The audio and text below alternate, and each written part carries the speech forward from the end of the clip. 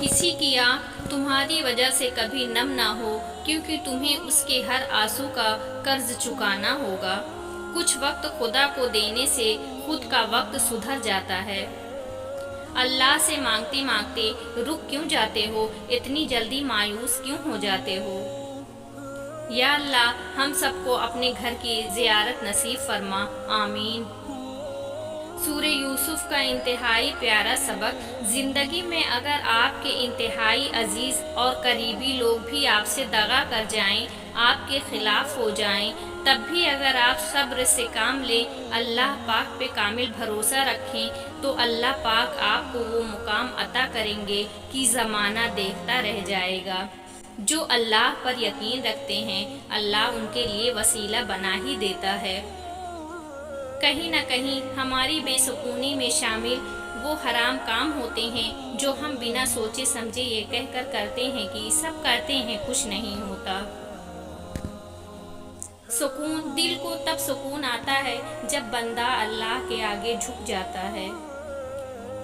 کچھ کہانیاں آنسوؤں سے شروع ہوتی ہیں، لیکن صبر کی طاقت سے اور بھروسے کی خوبصورتی سے ان کا اختتام خوشگوار ہوتا ہے۔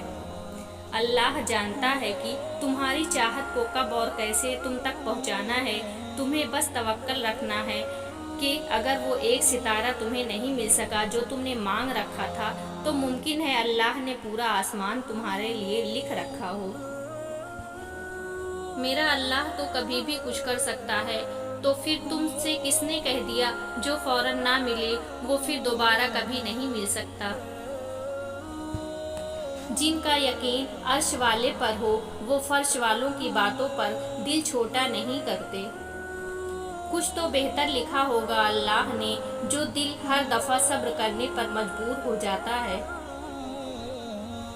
کہہ دو کہ میرے لیے اللہ ہی کافی ہے۔ مایوس مت ہونا، وہ اللہ تمہارے ہر اداس لمحے کو سکون میں بدلنے پر قادر ہے۔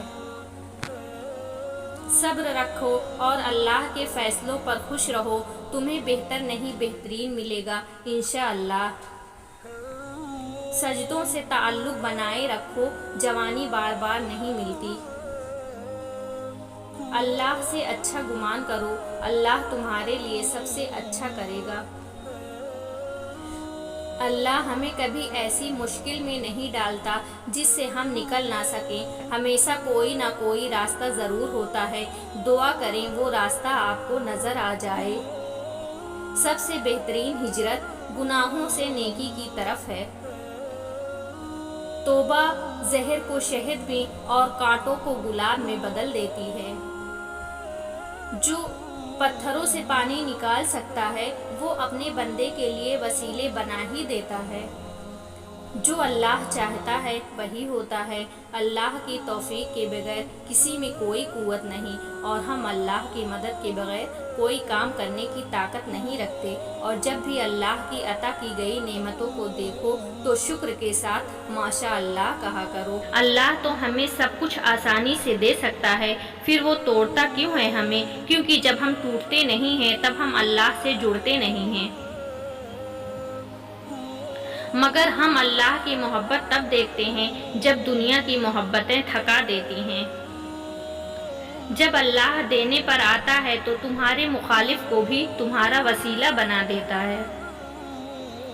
صبر سے رحمت کا انتظار کریں، جو چیز آپ کے لیے ہے آپ کے لیے ہی ہے۔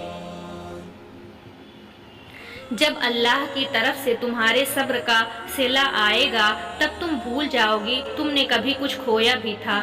کن فیاکون، عنقریب کن فیاکون کے معجزے ہوں گے اور جلد ہی دعاؤں کو ان کی منزل ملے گی۔ انشاءاللہ ہو سکتا ہے جو تم مانگ رہے ہو تمہیں ملنے ہی والا ہو۔ اللہ کا انصاف، جب کبھی میں ان لوگوں کے بارے میں سوچتا ہوں جنہوں نے مجھے تکلیف دی تو یہ لائن مجھے سکون دیتی ہے۔ اللہ انصاف کرنے پر آئے تو پتھر بھی بولنے لگتے ہیں۔ سنو مایوس نہیں ہوتے، اللہ کی رحمت سے وہ رات کو دن میں بدلنے والا رب تمہارے آنسوؤں کو مسکراہٹ میں بدل دے گا۔ ہو سکتا ہے کچھ چیزیں تمہیں ویسی نہ ملیں جیسی تم نے چاہی، لیکن یقین کرو اللہ کے فیصلے تمہیں مطمئن کر دیں گے۔ اللہ کے فیصلے ہماری خواہشوں سے بہتر ہوتے ہیں۔ اگر اللہ تمہیں انتظار کروا رہا ہے تو تیار رہو، وہ اس سے بڑھ کر تمہیں دے گا جو تم اس سے مانگ رہے ہو۔ بہترین اعمال۔ ایک شخص نبی کریم صلی اللہ علیہ وسلم سے پوچھا، اسلام میں کون سے اعمال افضل ہیں؟ نبی کریم صلی اللہ علیہ وسلم نے فرمایا، اللہ کی مخلوق کو کھانا کھلائیں اور سلام کریں، اسے بھی جسے آپ پہچانتے ہیں اور اسے جسے نہیں جانتے۔